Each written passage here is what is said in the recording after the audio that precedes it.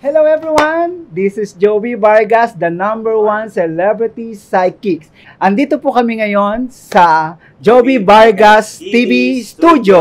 Overlooking Laguna Lake. May special guest tayo ngayon, Joey. Siguro itong 2024, pag-uusapan natin kung ano ang kanilang nakikita. Magbibigay rin sila ng mga tips. Kung mayroong pampaswerte sa akin, gusto ko lang magkaroon ng tulungan ang bawat isang psychic. Hindi tayo dapat nagiging competitor sa bawat isa, di ba? Okay. May kanya-kanya naman tayong mga client, may mga kanya-kanya tayong paraan ng panghuhula, meron tayong kanya-kanyang kakayahan or specialty. Mas gusto ko ngayon dahil nagkakaroon kami ng pagkakakilala, at the same time nagiging magkaibigan kami lahat. Kasi kailangan natin magtulungan bawat isa. Oo. Tara na sa ating studio. Pasok!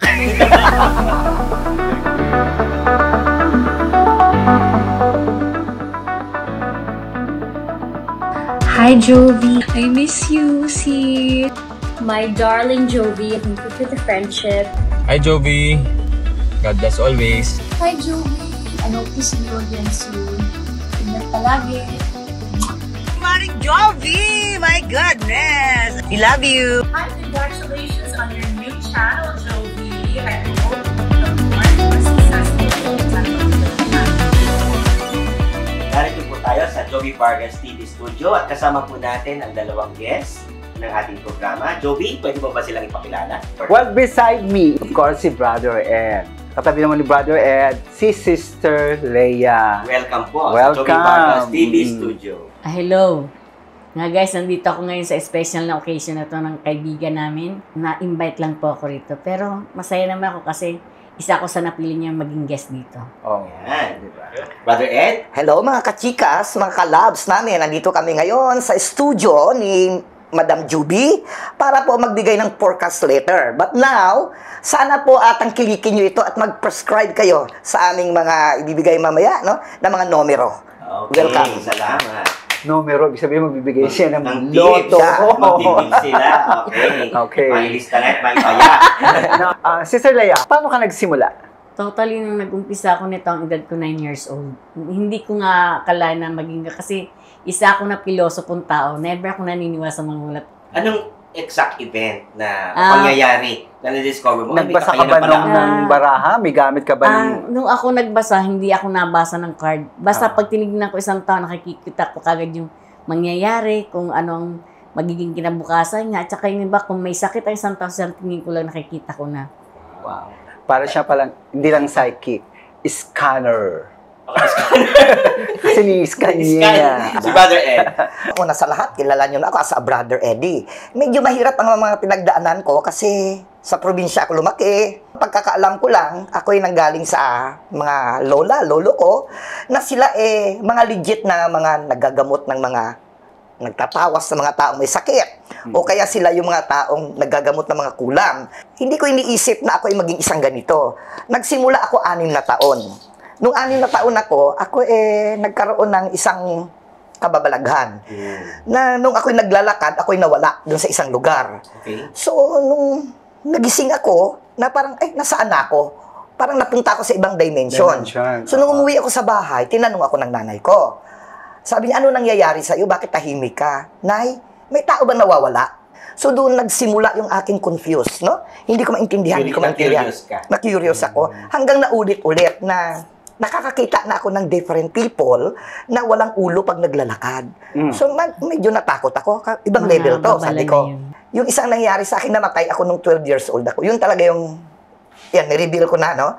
So, ang sabi ng nanay ko, patay na ako. Kasi hindi na ako humihinga, inatake ako. So, gusto na akong dalhin ng lolo ko sa morgue. Oy, papaimbalsa mo ka na. Morgue daw. Papaimbalsa mo. Noong unang panahon, hindi pa uso Teka, brother. Ikaw po ba yung kasama namin ngayon? Oo naman. Anyway, so sabi ng lolo ko, dumating isang lolo ko galing sa bundok, wag daw akong galawin. Gawa ng, yung kaluluwa ko daw naglalakad. At babalik. Sabi ng nanay ko, kalukuhan, baka daw mabulok ako. So after 12 hours, nagulat ako kasi hindi ko alam kung panaginip, no? Nawala yung liwanag sa paningin ko. Tapos nagulat na ako, gumalaw ako. So yun, nagkaroon ako ng second life. So doon na unti-unting pumasok yung tinatawag nating kababalaghan na hindi ko maintindihan. Yun na yung powers, no? Opo. Actually, kung si isang scanner, di ba? si Brother Ed naman ay isang merong Midas touch. Nga lang, healing. Kasi pag hinahawakan niya, gumagaling. Di ba? Sister Leia, ikaw ba nung kabataan mo rin, meron ka bang mga ganun ding mga na-experience? Totally marami. Kasi hindi ako naniniwala sa yung mga multo-multo. Pero one time siguro, edad ko nung mga 9 years old. Kasi dati ang bahay namin kubo lang. Yung kubo na yun, bilog ang buwan, parang kawaya lang. Nasili ko nasa ilang pa, may nagsasayawan. Parang gusto kong lumabas. Kaya lang sabi ko, parang hindi naman mga tao sumasayaw. Sabi ko, may kakaiba. Parang malilit na tao na maitim. Ang ginawa ko na lang, nagdasal na lang ako sa kuna ko, hindi ko na gagawin, lalabas. Kita mo, Abet, sa bawat experience ng bawat isang manghuhula, marami kang kapupulutang istorya. At nababagay sa pagiging script writer mo. Diba? Gusto ko lang malaman kung paano nyo nakakategorize ang sarili nyo sa ibang manghuhula. Ako, hindi ko talaga porte ang humawak ng baraha before, no? Kasi parang hindi ko naman talaga inaral yan. Ang masasabi ko bilang medium lang ako, nag-start ako, pag tinignan ko yung tao, na-distinguish ko kung may sakit ba siya, kailan ba siya mag-i-stop yung paghinga niya, or nag-iiba yung kulay niya. So may aura rating. Aura rating, no? Doon ako medyo nag-a-aware sa sarili ko. Basta ako pag may lumapit sa akin, binibulungan nila ako, ano nakikita mo sa akin? Isa lang sagot ko, handa ka ba sa sasabihin ko? Kasi nagpapasintabi ako, baka may sakit ka sa puso, na mabigla ka. Kasi siyempre may mga gift kayo, no? At hindi naman lahat ng tao may ganyang gift. Anong may tutulong nito at bakit sa public, sa lahat? Bakit kaya may mga tao na may piling-pili na ganitong kakayahan? Tulad ni Joby, Master Card Reader. Ano may tutulong nito sa mga tao? Ako, ang katwiran ko kasi, hindi yan ibibigay na sa'yo kung hindi mo gagamitin sa kapwa mo. Parang i-guide mo sila sa tama. Pangalawa, may mga tao kasi na minsan may pinagdadaanan, kailangan nila ng kausap, heart talk. Pangalawa, yung mga tao may mga sakit na kailangan nilang mabigyan siya ng advice kung anong dapat gawin.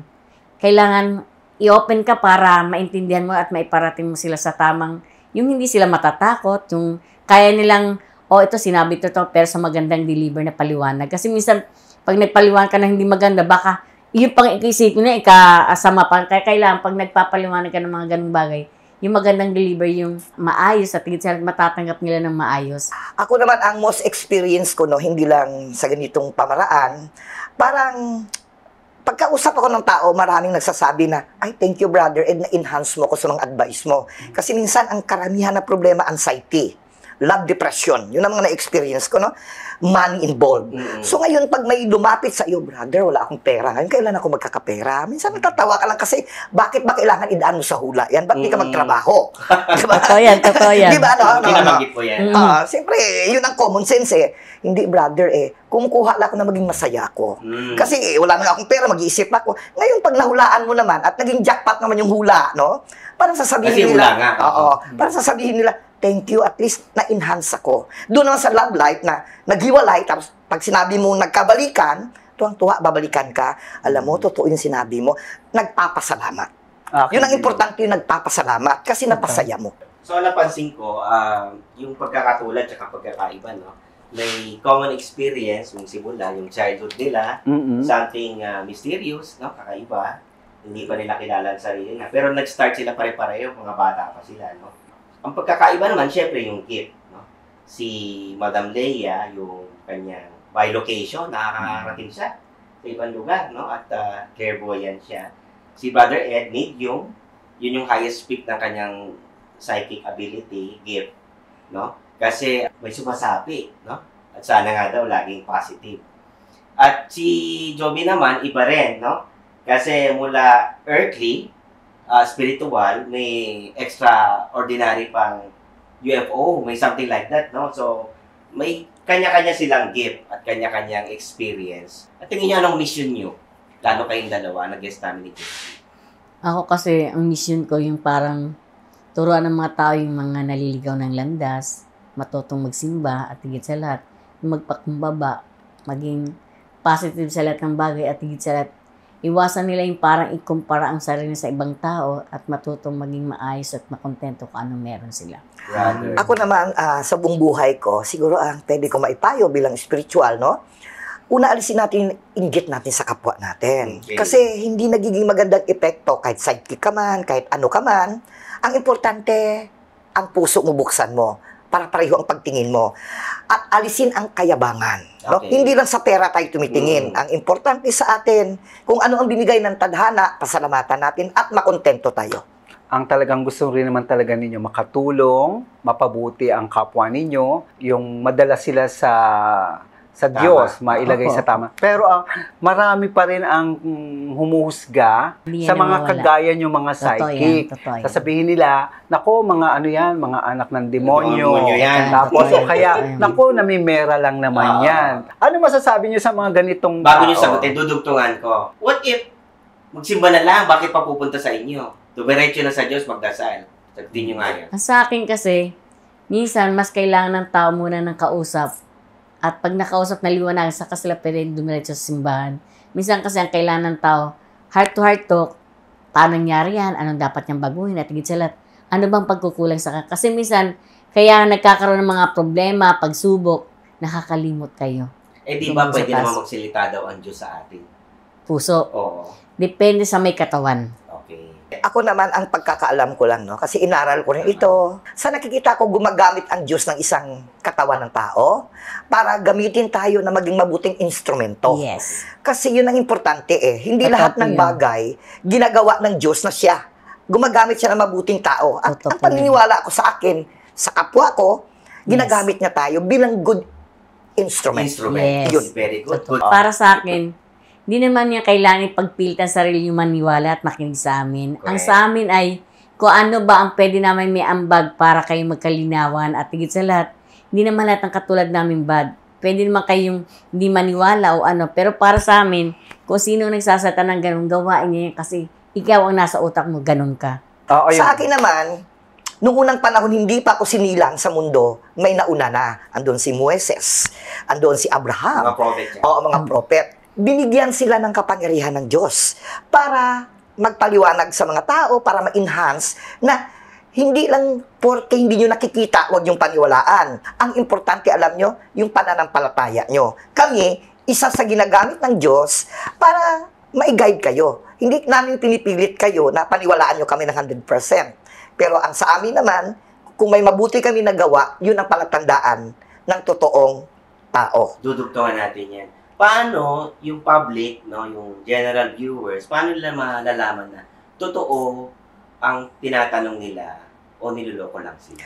Number one, ako ang sasagot, Yung no? mga fake ba? So, ang basihan dito, na sinagot ko sa TV5 before, na in-interview ko ganito yon Channel 5. Channel 5, no? Hindi porke manghuhula, hindi porke Kristiyanos. Mm-hmm. Kung ano man ikaw, no? Hindi mo sinasabi na, ay, manghuhula yan. Totoong sinasabi niya. Hindi yun eh. Ang importante, alam mo, sa isang tao kung ano, una mo makikita sa kanya, yung puso niya. Okay. Mabuting tao. Pangalawa, manghuhula man siya o hindi, basihan mo na lang na isa siya sa mga guro na nagtuturo ng mabuti. Huwag naman husgahan kami. Kasi ako nakikiusap kami, o ako, o iba pa, no? Hindi naman kami ganon. Para sa akin, pakiramdaman niyo ang puso niyo kung karapat dapat ba o hindi ang taong kausap niyo. Kasi yung intuition niyo, yan ang umaako pa kung tama at tunay siyang tao. Gagamitin ka lang. Kasi minsan, may magagaling magsalita pero deep inside, may iba silang intention na hindi maganda para sa inyo. Tama. Okay. Oo, kasi for me naman kasi, being a psychic, nobody can judge me or you or anyone.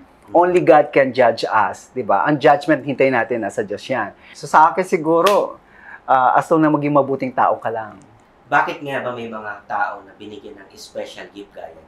Ano tingin niyo to? Tulad, kung muna kaya Joby. Special Bakit ka binigyan gift, ng gift na ganyan? Anong na-realize mo may kakayanan kang ganyan? maybe because may mission kami, Yun. di ba? Kaya ng Kasi, Joby Vargas TV, may mission. yung mission na yun siguro, nung maliit ka, hindi mo alam kung ano yun. Pero habang nagkakaedad ka, doon mo natututunan, siguro ito yung mission ko. Pero yun mo, nagtapos ako bilang broadcast journalism ako na hindi ko ginamit. Yung part na dapat ginagalawan ko, di ba? You're in broadcasting now. Actually, I'm now in a broadcasting. Pero pangarap ko kasi noon is pumasok sa broadcasting. Nagtapos ako niyan sa isang kilalang university. 2 university pa nga ho yun. Pero nagtataka ko, bakit hindi ako nakakapasok? Ang punta ko noon sa panghuhula. Kung tutuusin, may isang kilalang broadcaster na naging, sabi niya, Jovi, mamili ka. Manghuhula ka or journalist ka? Kasi sa panghuhula, walang propasyon. Sa pagiging journalist mo, mataas ka. May propasyon ka. So, tinimbang ko yon. Sabi ko, kung saan ako dadalhin. So, tinimbang mo, ngunit sapat. Oo. Dinala ko ng, alam nyo ba, ang dala-dala ko lagi sa bag ko noon, baraha. Siguro, may mission talaga. Hindi mo talaga magagamit kung ano yung pinag-aralan mo eh. May mga tao kong namimit. Minsan nakaka-insulto yung sabihin nila, manghuhula lang yan. Diba?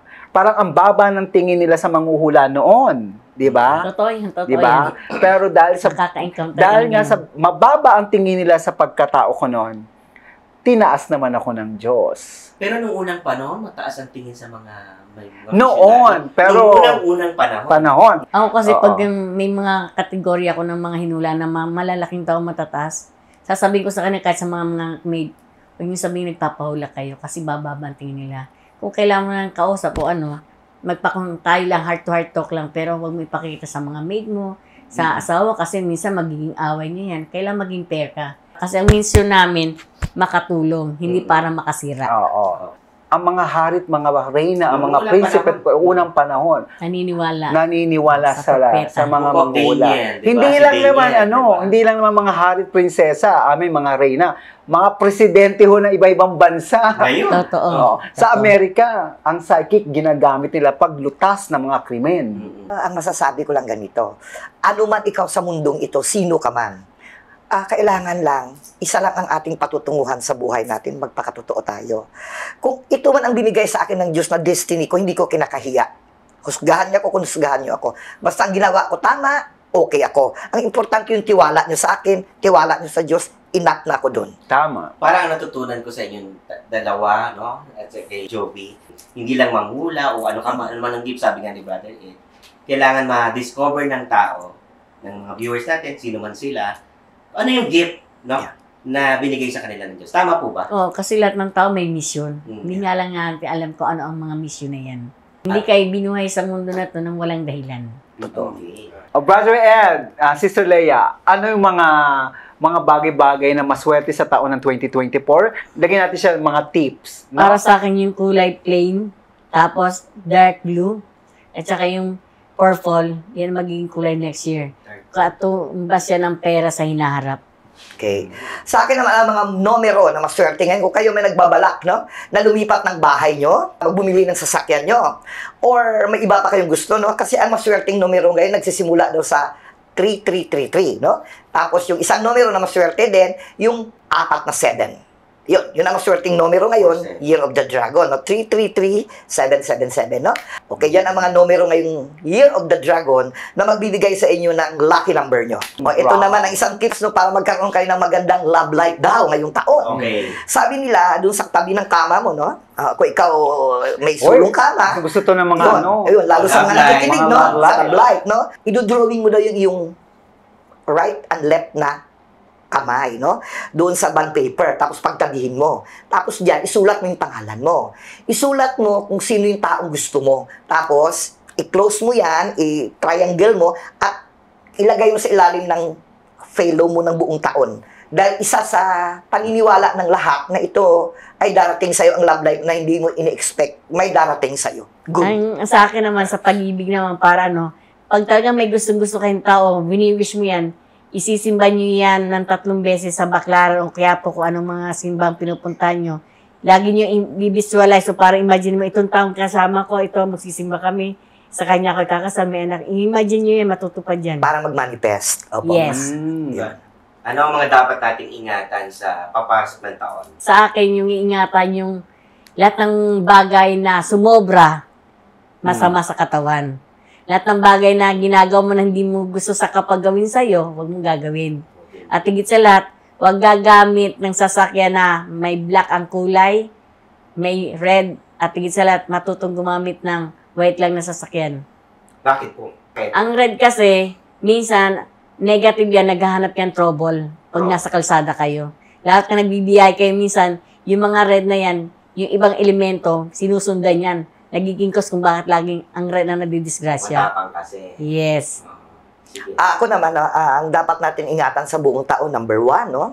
Huwag tayo masyadong nagkakaroon ng social life sa labas, lalo pag gabing-gabi na. Kasi hindi natin alam ang mga tao, no, kung ano nangyayari. May mga taong naghanap ng trouble. Pangalawa, huwag tayo magsalita ng masakit sa kapwa para maiwasan natin ang away. That's Pangatlo, huwag tayong nakikialam sa buhay ng may buhay para maiwasan natin ang mga issue. At pang-apat, huwag tayo nang uutang na hindi natin kayang bayaran. Kasi para sa akin yun ang pinagmumulan lagi ng away. At pang-lima, siguro ang pagdarasal ay lagi nating Isa puso. isang puso. Yun lang. Well, maraming salamat dahil nga sa pagbisita sa atin na ang dalawang psychic na ating mga kaibigan.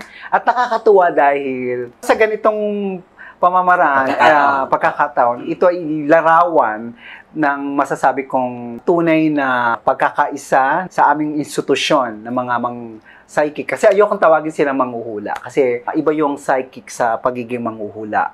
So I consider them as a psychic, a medium, and a clairvoyant, di ba? May kanya-kanya kaming category. So, Iba't iba pala yun. iba-iba yun. Actually, maraming klase ng psychic. Yun ang kailangan maintindihan ng public. Akala nila kasi pag giging isang psychic Lahat ka, manghuhula na. magagawa mo ng gawin lahat. Pahabol muna! Gusto, syempre, dahil sa mga ating mga manonood, dahil nga excited sila, paano kayo makukontak? Hingin natin yung mga number nila. 0919-8241-561. Brother Eddie. Sister Leia, ang number ko 0919-830-1835. Hanggang sa muli, magkita-kita po tayo dito sa Jovi Paragas TV! Alright.